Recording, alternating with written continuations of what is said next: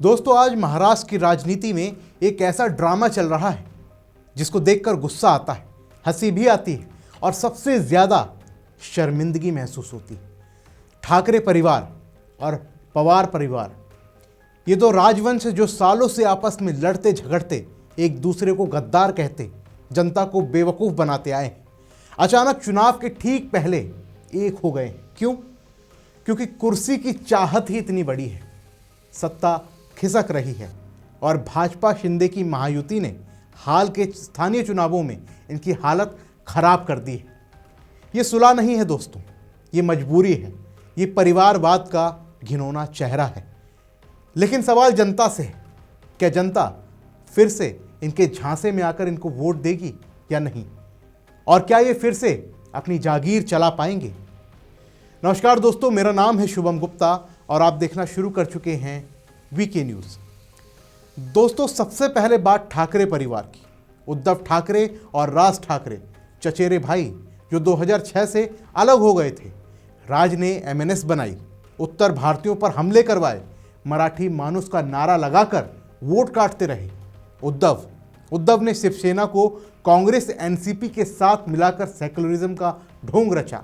बाला साहेब ठाकरे की हिंदुत्व वाली विरासत को बेच दिया। 20 साल तक एक दूसरे को पानी पी पी कर कोसा।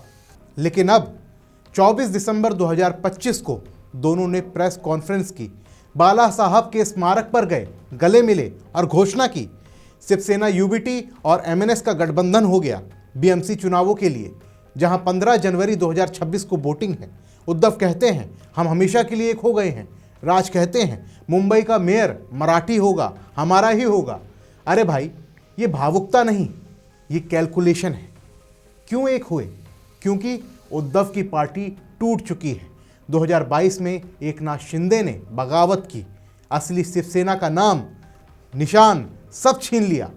विधानसभा चुनावों में शिंदे गुट ने कमाल किया, उद्धव की यूबीटी मार्जिनल हो गई और राज की एमएनएस, वो तो विधानसभा में 1 से 2% वोट भी नहीं बचा पाई। ज़्यादातर उम्मीदवारों की जमानत जब्त हो गई।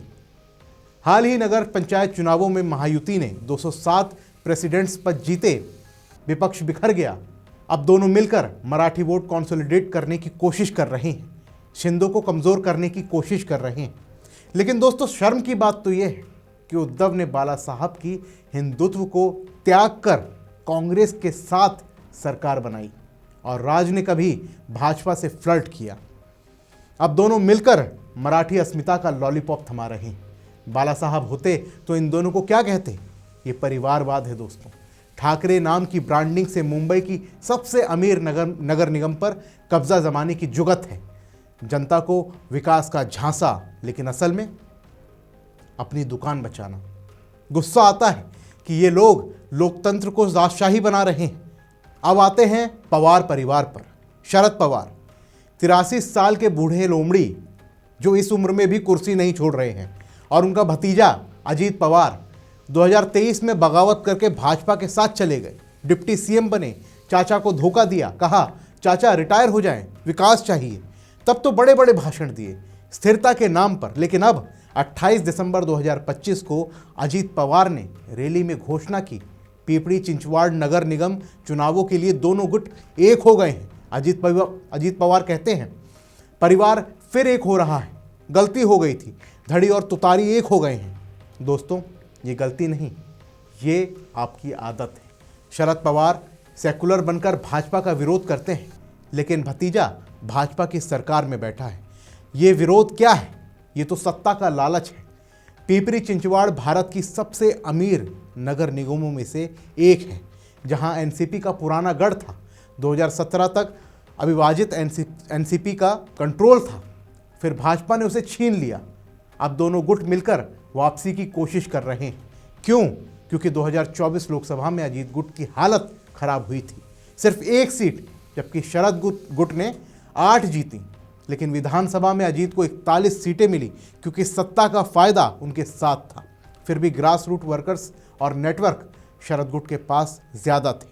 अजीत को लग रहा है बिना चाचा के संगठन के जीत पाना मुश्किल है। शरद को लग रहा है सत्ता के बिना वो कमज़ोर हो गए हैं, तो चुनावी मजबूरी में दोनों गले मिल गए।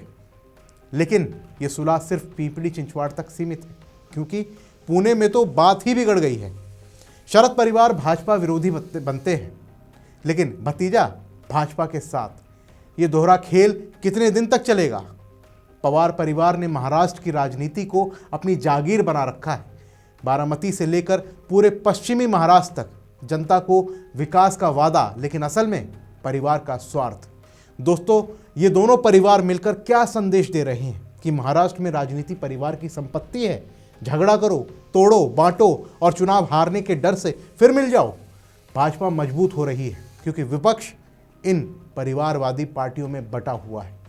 हाल के स्थानीय चुनावों में महायुति का क्लीन स्वीप हो गया। 288 में से 207 प्रेसिडेंट पद। विपक्ष की हालत पतली हो गई। अब ये सुलहें सिर्फ चुनाव तक की हैं।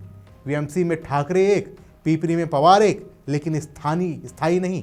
ये लोग आइडियोलॉजी नहीं, अपॉर्चुनिटिज्म चलाते हैं। उद्धव कांग्रेस से अलग होकर राज के साथ, शरद सेकुलर, लेकिन अजीत भाजपा में।